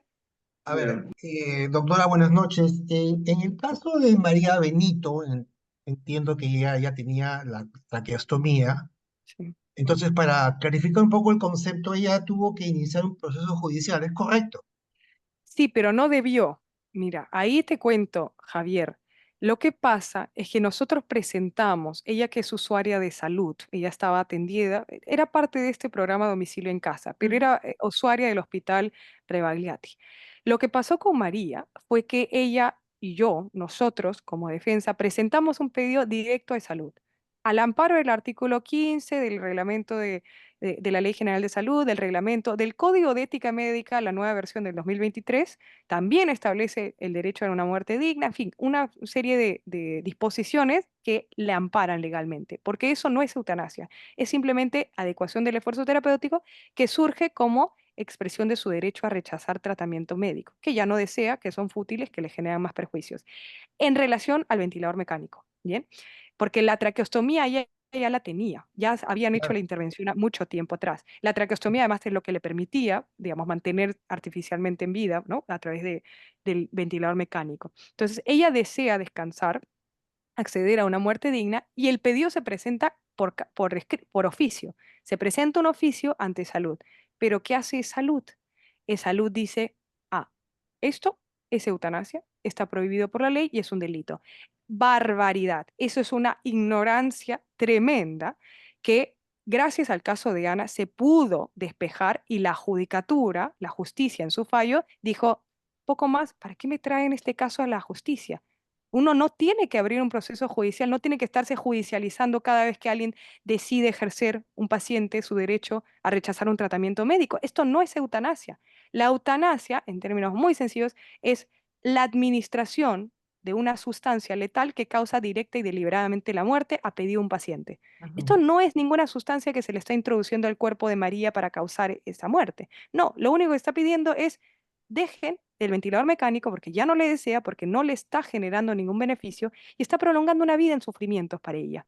Entonces ella rechaza el ventilador mecánico y solicita una sedación paliativa para que el rechazo al ventilador mecánico no sea tan agresivo, ¿no? Entonces ella pueda quedarse dormida y fallecer, ¿no? Y es Ujú. así como ella fallece. Entonces, la razón, para responder a tu pregunta, Javier, eh, por la que nosotros tuvimos que llevar el proceso a las instancias judiciales Ujú. y llevar un proceso judicial fue ¿por qué? Porque Salud estaba abusando, ignorando las diferencias entre una adecuación del esfuerzo terapéutico legal en el Perú y una eutanasia. Entonces, producto de esa desinformación, tuvimos que activar la vía judicial para que eso quedara claro. Y eso quedó claro y en la sentencia del caso de María se establece claramente. Una cosa es eutanasia y otra cosa es lo que pidió María. Lo que Ujú. María pedía es nada, nada más y nada menos, yo no quiero ser sometido a un tratamiento que no consiento. Punto. Ujú. ¿Me dejo Perfecto. Entonces, entender? para sumarizar, entonces, un paciente que en este momento está con traqueostomía debería elaborar este documento de designación de apoyo y con eso proceder con su deseo. Mira, el documento de designación de apoyo y salvaguarda es, está pensado para cuando la persona no pueda exteriorizar la voluntad. En el caso que me dices, ¿puede exteriorizar, manifestar su voluntad? Sí, sí, Sí, sí. ok. Entonces, como una medida, ¿ya? Para no dejar dudas, se recomienda hacer un documento de apoyo y salvaguarda. ¿Bien? ¿Por qué? Si es que tiene, digamos, funciones o limitaciones para comunicarse, por más de que pueda exteriorizar su voluntad, para que no haya ninguna duda, siempre es mejor tener este documento. Ahora, el paciente podría, si puede verbalizarlo, presentar una carta directo a los establecimientos de salud y decir, yo ya no quiero esta traqueostomía, retírensemela. Claro, obviamente tiene que informar de las consecuencias que eso generaría. Si es un paciente que está en el final de la vida, se puede aplicar una sedación paliativa para evitar ese proceso de retiro, una traqueostomía que puede ser agresivo, pero tiene que saber las consecuencias, digamos, de una decisión de esta naturaleza. La idea es de que se pueda al médico de cabecera presentar esa solicitud. Por supuesto, el médico tiene la obligación de decir cuáles son las consecuencias de ello, ¿no? Porque así como te tiene que informar sobre las consecuencias de un tratamiento al que te está ofreciendo, también sobre esas decisiones de adecuar el tratamiento que uno decide. Por ejemplo, yo ya no quiero más la traqueostomía, doctor, ¿cuáles son las consecuencias? No sé qué, ok, tomo esa decisión informada, ya no la deseo, lo presento por un oficio al establecimiento de salud y en virtud de lo que dice la ley, tienen que respetarlo. Entonces, el documento de apoyo y salvaguarda es como un refuerzo por si llegaran a poner en cuestionamiento la duda o la voluntad de la persona. Entonces, Ujú. no, es que tu paciente, no, yo no me parece claro que esa es su voluntad. No, no, no. El documento y el apoyo soy yo. Y yo no es que decida por la persona, es que yo quiero hacer valer la voluntad de ese paciente, porque el paciente me ha dicho a mí y me ha encargado a mí como apoyo hacer valer su voluntad. Y si no quiere más una traqueostomía, pues hágase respetar la voluntad del paciente. Ok, Perfecto. ¿Ya? Gracias. listo, gracias. ¿Ya? Mercedes, ¿quisieras hacer una pregunta? Mercedes. Sí. Mi consulta es, ¿cuál es el costo para presentar este documento y quién me podría brindar ese apoyo o a quién acudiría? Cualquier abogado puede hacerlo. En realidad lo tiene que hacer un notario. Muchas gracias, Mercedes, por la pregunta. porque este documento, para que tenga efectos legales, es decir, que sea elevado a escritura pública y pueda ser oponible a terceros, como un testamento, así igualito, tiene que hacerlo por notario. Digamos, un abogado te puede orientar, es decir, yo te puedo orientar sobre qué cosa acompañarte en el proceso, pero lo mejor es que directamente vayas al notario para que no tienes que depender de intermediarios abogados. Tú puedes directamente ir donde un notario o notaria y solicitarle, quisiera hacer una designación de apoyo y salvaguarda futuro. Yo les voy a mandar un enlace que me parece, bueno, creo que, no sé si ya lo tienen, pero es de Rosalía, em, que es, a ver, ahorita lo mando por el chat, Ujú, para que tengan una idea si quieren profundizar sobre el tema. Rosalía, bueno, fue la que nosotros trabajamos con ella y es una súper capa en, ahí explica de qué va y la misma página web de Rosalía, lo puede hacer cualquier notario, pero si quieren alguien, digamos, especializado en servicios, ¿no? Colocan persona natural y allí en esa página web, entre las alternativas que tiene un notario, digamos, para poder dar fe pública, es designación de apoyo. Y ahí sale una opción, designación de apoyo, de un apoyo de salvaguarda futuro, que se puede realizar en notaría, ¿no? Entonces, ¿cuánto cuesta más o menos? Dependerá del notario. En el caso de Rosalía era, no te podría decir exactamente si es que ha subido o ha bajado, no sé si ha subido o ha bajado. A ver, ahí también les paso otro link. Pero en su momento, cuando nosotros trabajamos con ella en Defensoría, el precio aproximadamente era 300 soles, más o menos. Entonces, dependerá también de la notaría, ¿no? ujú. Pero eso es como para que tengan una idea, ¿no? Pero no tienen que depender de un abogado para ello. Directo pueden ir a la notaría y Ah, ellos tendrán genial. que poder asesorarles. Sí, Ujú. porque a Sobre todo veces en el caso de ella que hay ya un lo ha temor, sí. hecho, ¿no? Claro, sobre todo en el caso de Rosalía que ya lo ha hecho. Entonces me Sí, parece que 300 soles es más o menos manejable. Sí, sí, claro. sí, sí. Sí, por supuesto. Igual con cargo a que, yo no sé, la situación económica del país, bueno, también está, ¿no? Entonces puede ser que haya modificado, no sé, pero es más o menos lo que tengan una idea, ¿no? No es muy complejo, como les digo, es un documento que no es muy complejo, tienen ahí bueno, un modelo y ya saben más o menos qué es lo que incluiría, ¿no? Y como les digo, lean este libro, ay, no Ujú, está borroso, pero se los recomiendo porque es una guía que les permite formular, responder las preguntas adecuadas para tener una idea más claro, pensar sobre ello, rumiar sobre ello y luego volcarlo al documento de designación de apoyo y salvaguarda, ¿no? Pero em, el doctor Elme Huertas, claro, se remite a otros modelos de testamento vital y declaración de voluntades anticipadas de otros países, pero que en buena cuenta son preguntas que eh, respondidas deberían también poder responderse con este documento de designación de apoyo y salvaguarda. Bien. claro. Están preguntando en el chat si es que se necesita presentar a salud este documento para que ellos tengan conocimiento de la voluntad o es solo cuando sea necesario. O sea, de repente se podría integrar a la historia clínica del paciente. ¿Es posible? Sí, sí, sí, por supuesto. Una vez, digamos, elevada a escritura pública, el documento se puede integrar a la historia clínica, efectivamente. Ujú, Eso también permite anticipar también a los profesionales de la salud, al médico de cabecera, ¿no? Sobre las decisiones del paciente y para que entienda de dónde ujú, viene, ¿no? Porque incluye claro, también su historia de vida, las decisiones que va a tomar y eso es importante que se pueda incluir en el historial médico, sí, efectivamente. perfecto. ¿Alguien más tiene alguna otra pregunta? Aprovechen de preguntar, de que tenemos aquí a Doctora, Josefina. Roger. muy buenas noches, doctora. Una consulta. Nos dice que este documento tiene que hacerse notarial y elevarse a escritura pública. Eh, Creo que cada notaría tiene su forma de trabajar y bueno, ¿no? Como algunos también deben conocer el tema y como usted también lo menciona, varios no deben conocerlo. La consulta sería la siguiente. Mi pariente de mí, por ejemplo, ya perdió el habla. Hace menos de una semana la llevamos al banco para unos temas para que pueda hacer gestionar algunos trámites y no puede firmar porque ya la mano se le ha atrofiado. Las huellas tampoco le está reconociendo y eso que fuimos a RENIE también para actualizar las huellas. En este caso, la notaria o el notario podría hacer este documento viendo el estado de cómo está mi pariente. Claro, ahí, mira, la excepción a la notaría es el juez. ¿Ya? Ahora, llevar un, digamos, proceso judicial para designar apoyos es únicamente si es que no se ha podido con todos los mecanismos disponibles eh, conocer la voluntad de la persona. Es decir, normalmente es esas situaciones donde el paciente está en situación, bueno, en coma, ¿no? Claro, ha perdido el habla. La pregunta es, ¿podemos buscar la manera de conocer su voluntad a través de otros mecanismos? ¿No? Es decir, de repente ella, eh, mm, no sé, lo que tenía María, por ejemplo, es obviamente el TOBI, pero cuando no tenía el TOBI, cuando el TOBI se le malograba, podía comunicarse con los ojos a través de la mirada, con un tablero, ¿no? Con el abecedario.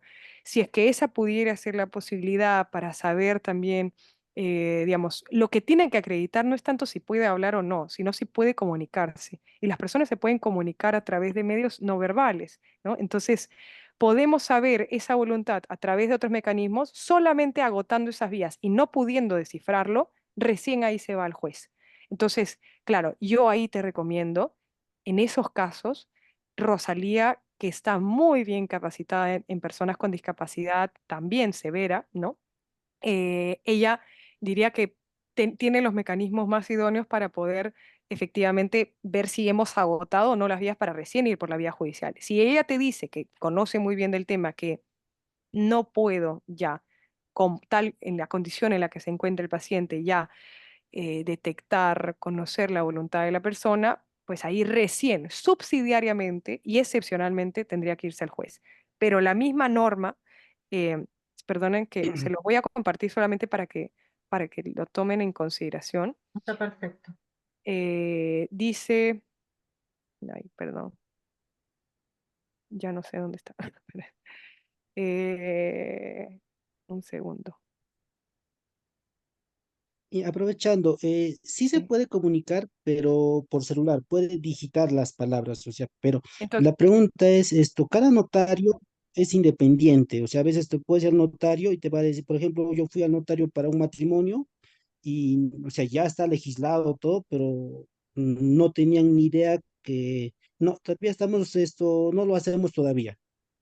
claro. Entonces, y de todos los notarios, por ejemplo, yo soy de Cusco, ¿no? Entonces, si de todos los notarios no Ujú. encuentro ninguno que pueda hacer ese documento, tendría que irme ante un juez. Y disculpe, ¿cuánto tiempo demoraría este proceso para poder darnos este documento, ¿no? Sí, Quizás sepa. muchísimas gracias, Roger. Efectivamente, bueno, lo que dices es cierto que mucho depende también del notario. O sea, las leyes están ahí, el problema también es el tema de la formación, ¿no? Y qué tan actualizados o no están en estas nuevas figuras. Solamente para responder a tu otra pregunta, y ahorita voy al otro tema, pero esta excepción de designación del juez ocurre únicamente, y te lo voy a decir remitiéndome al Código Civil, el artículo 659 lo que dice es, ¿no? Esta medida se justifica después de haber realizado esfuerzos reales, considerables y pertinentes para obtener una manifestación de voluntad de la persona y de habérsele prestado las medidas de accesibilidad y ajustes razonables y cuando la designación de apoyo sea necesaria para el ejercicio y protección de sus derechos. Es decir, no es la primera opción.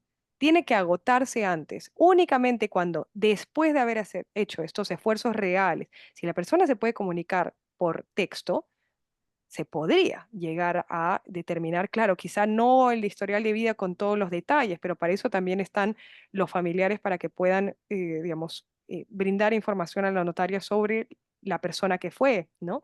Antes de poder perder la capacidad de verbalizar, ¿no? Entonces, en estos casos, la designación de apoyo judicial, ¿no? Es después de haber agotado las vías de poder eh, conocer la manifestación de voluntad, ¿bien? Entonces, eso nos dice que hay que ver todas las formas. Si es que no se puede, digamos, manifestar la voluntad la persona, se está pensado casi que para casos de coma, ¿no? Donde no se puede, recién ahí ir al juez. Entonces, recomendaría, claro, agotarlo por un notario. Yo entiendo que de repente en Cusco no hayan los notarios que uno desearía capacitados en el tema, mi recomendación sería intentar buscar uno que pueda estar por lo menos sensible. Ya no te digo, de repente en temas de muerte digna, de repente no conoce mucho, pero en discapacidad, ¿no? Ujú. De repente un notario que sea especializado en personas con discapacidad y que tenga un enfoque social de discapacidad, podría ser, ¿no? Entonces habrá que pensar ahí dónde podría ser ese notario. Yo si sé de algo, bueno, se lo comunico a Gaby, pero agotarlo por el notario y subsidiariamente, si es que ya no, ese notario conoce o no lo puede hacer, recién ir por la vía judicial. Y por la vía judicial, pues te puedo dar una cifra, pero en realidad te soy sumamente sincera, el sistema de justicia eh, es así un poco impredecible. Un proceso civil toma más tiempo que una constitucional. Una constitucional, o sea, podrían ser, qué sé yo, 3 años o más, no lo sé. Te estoy dando así como cifras, ¿no? Pero porque Sí, no te referencia. sabría decir como un número exacto de años. Pero sin duda, y la razón por la que se hace énfasis en el notario es por la agilidad también, Ujú. ¿no? Entonces, llevar un proceso judicial toma mucho más tiempo, ¿no? Gracias, Quizá Josefina. puede venir a Lima el paciente o quizá pueda tener con la doctora notaría una charla por Zoom y de repente la doctora encuentra una forma de comunicarse con el paciente por Zoom, sea por Toby, y quizá lleguen a una forma de que la doctora verdaderamente entienda y apruebe la voluntad del paciente. ¿Quién sabe, no? Eso sería lo ideal, claro, ¿no? Bueno, También Y entendiendo que la enfermedad y eso para que puede, puede confundir el no conocimiento de la enfermedad, piensan que hay algún deterioro cognitivo que justamente en la ELA no existe, ¿no? Bueno, ujú. puede suceder, pero digamos, no es lo que normalmente sucede. Entonces, justamente con los pacientes, cuando comienzan a tener cierta dificultad para hablar, para escribir su voluntad, etcétera, pero cognitivamente sí pueden expresar su voluntad, a diferencia de otras cosas otras enfermedades que sí puede afectar. Entonces es bien importante que eso también lo tengan en cuenta y que el notario, la persona que los vaya a apoyar, etcétera, sepa que no hay un deterioro cognitivo y está tomando la decisión conscientemente, a pesar que el cuerpo hay una discapacidad por otros lados. Entonces, si puede escribir por el celular, entendería que cognitivamente está bien, ¿no? Pero bueno, ahí también sé que hay que hacer todo este proceso de... No sé si hay que hacer también, y creo que también es una pregunta para ti, si en este proceso piden también esos Como que una certificados. constancia psicológica, de un Exacto, informe sí. psicológico. Ajá, eso, gracias, sí. No, gracias a ti, Inés. Y efectivamente, como bien dices, ¿no? La característica de la ELA es que la persona mantiene sus facultades cognitivas intactas, ¿no? Entonces es plenamente consciente por más que el cuerpo ya no responda, ¿no? Entonces, en esos casos, claro, no es un requisito indispensable.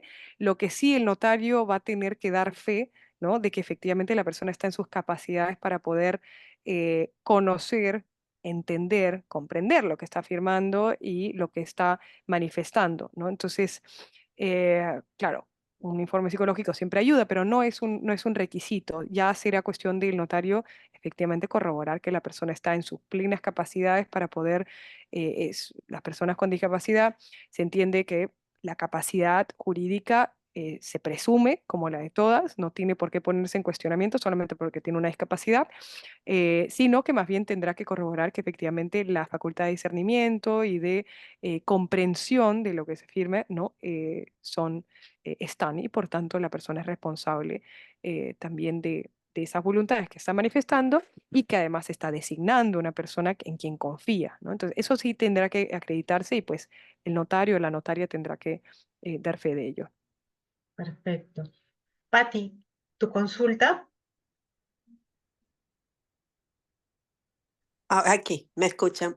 Buenas noches a los miembros de la Asociación ELA. Mis Bueno, respetos y a la doctora, muchas gracias por este capítulo tan difícil que nos toca a los familiares y información para los pacientes, que es lo más importante. Tengo una pregunta. el señor hizo un comentario o la señorita acerca de facultades psicológicas. Mira, estoy tratando de sacar un documento de un poder, una carta notarial, y le están pidiendo a mi mamá un permiso, una carta de facultades con algo tan simple. Entonces se me ocurre que este documento no es tan sencillo tratarlo con cualquier notario. Y no sé si es posible que a través de la asociación él se dé de repente como parte de un paquete a los pacientes, ya un paquete informativo de cómo puede hacer un formato, o trabajar un formato con la doctora, en cuanto que nos den como una plantilla en cómo se va a redactar el documento, porque es difícil. Los cuidadores como nosotros, que tenemos la carga emocional, es muy difícil manejar esto. Entonces necesitamos mucha información y también manejarlo con el paciente. Mi madre la traje aquí a Estados Unidos y cuando la llevé al doctor y me dice ella, le voy a hacer el tubo gástrico, y me dice, ¿dónde está el documento? ¿Qué documento? Que ella te permite a ti tomar decisiones por ella. No, pero si lo necesita, no me. Entonces acá es una cosa increíble, que si ella no lo decide, tú no lo haces, ni nadie, ni los doctores, ni nadie lo puede hacer si ella no lo decide. Y como mencionan, la mayoría de los pacientes la terminan con tubos nasogástricos, con tubos gástricos que le están prolongando la vida. Y yo creo que el paciente necesita mucha información, el paciente sobre todo, porque inicialmente los pacientes se ponen en negación, mayormente, totalmente se niegan a que van a morir, que no hay esperanza de una cura. Y tener esa información, ¿y qué pasa si me dejo hacer la traqueotomía? ¿Y qué pasa si no me la dejo hacer la traqueotomía? Es muy difícil, porque te lo digo porque tengo mi madre y me cuesta difícil, me cuesta mucho este capítulo, este tema con ella. Y yo sé que es sumamente importante, porque sé que ella ni siquiera se dejó hacer un tubo gástrico. Yo no creo que ella esté feliz haciéndose una traqueotomía. Así Eso es, quería Pati. comentarles. Pati, Muchas justamente gracias. a raíz de esto, perdón, Josefina, justamente a raíz de estos es pues que hicimos las charlas previas, tanto de gastrostomía como de traqueostomía. Entonces, eso era parte importante, digamos, del paquete informativo que queríamos compartirles para poder también llegar a la charla del día de hoy, ¿no? Entonces, es importante que los pacientes puedan incluso ver las grabaciones de las charlas anteriores y que los familiares les faciliten la posibilidad de ver estos videos que están en YouTube y son de acceso libre. Entonces, eso es una gran cosa. Gracias, Patti. Gracias, Patti. Y bueno, yo me puedo imaginar lo difícil que es decidir y respetar hacer respetar esas decisiones, ¿no? Entonces, es una previsión, es una garantía. Y entonces, yo creo que nosotros, creo, en ese contexto de incertidumbre, también uno no sabe cómo, a qué velocidad o en qué momento puede la enfermedad, digamos, acelerar. Digamos, creo que es importante por eso hablarlo con el paciente y que el paciente pueda verbalizar estas decisiones y dejar sentado en un documento, ¿no? Finalmente, ese documento es una garantía para todas las personas, para que el paciente pueda dejar sentada su voluntad y que ésta se respete y para que los profesionales de la salud puedan eh, tener certeza de lo que quiere el paciente. Y entonces su obligación es servir a esa voluntad, ¿no? Entonces eso tiene que quedar muy, muy claro, ¿no? Entonces será cuestión también bueno, de ver el tema con los notarios o notarias para que puedan formalizarse, ¿no? Ok. Yo creo que de repente lo que podemos hacer es, Josefina, conversamos, de repente si es que hay alguna opción de que nos puedas facilitar el formato, ¿no? Y si es que alguien lo necesita, se les compartirá, no se preocupen por eso. Pero yo creo que dentro de toda esta información podemos rescatar lo más importante que es que el paciente tiene que tomar la decisión sobre sus propios, el propio destino de su enfermedad, ¿no? Tiene que estar empoderado y poder tener la opción de decidir cómo quiere llegar al final de su vida. Gaby, también nosotros como asociación podríamos acercarnos donde la doctora Rosalía y ver la forma de establecer como un patrón, un presupuesto y facilitarles un poco en algún momento. Eso podríamos ofrecer nosotros como asociación, porque más o menos el caso va a ser similar en todos, ¿no? Y viendo el caso de Pat, y eso sucede a veces, la familia duda en decirle a la mamá el diagnóstico por protegerla. Entonces muchas veces no le dice. Y cuando ya la mamá sabe más del diagnóstico y sabe frente a qué se enfrenta, ya sus formas de comunicarse no son confiables quizá para el notario. Entonces el notario no sabe si confiar en ella porque no la ve con facilidad para expresarse. Entonces quizá nuestra sugerencia debería ser que el paciente recién diagnosticado vaya pensando cuál es su decisión y tenga, cuando tiene todas sus facultades para expresarse, decirle al notario, como pregunta Hugo, ¿eso uno lo puede cambiar de opinión y desistir? Claro que puede, porque simplemente le dices al familiar que no lo presente y lo guardas en tu cajón, pero no te sucede que cuando quieras expresar algo no te lo entienda, ¿no? Y te digo porque mi esposo tiene él hace 20 años y cuando quiso hacer un testamento hace como 7, el primer notario que fue a la oficina, mi esposo hablaba con un tablero de letras y la señalaba con el dedo y se comunicaba muy bien.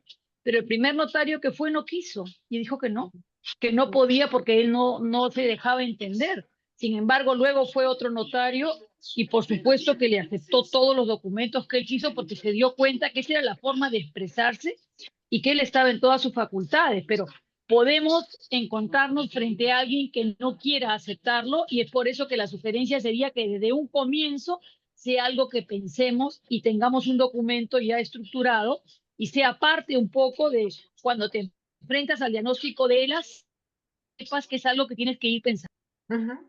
Perfecto. Yo creo que sí, es importantísimo. Como parte incluso de la información inicial que se les brinda a los pacientes, ¿no? Y no, como dice Marita, no ocultarle al familiar cuál es su diagnóstico, porque la enfermedad avanza inexorablemente y no podemos nosotros decidir que esta persona no sepa cuál es su diagnóstico.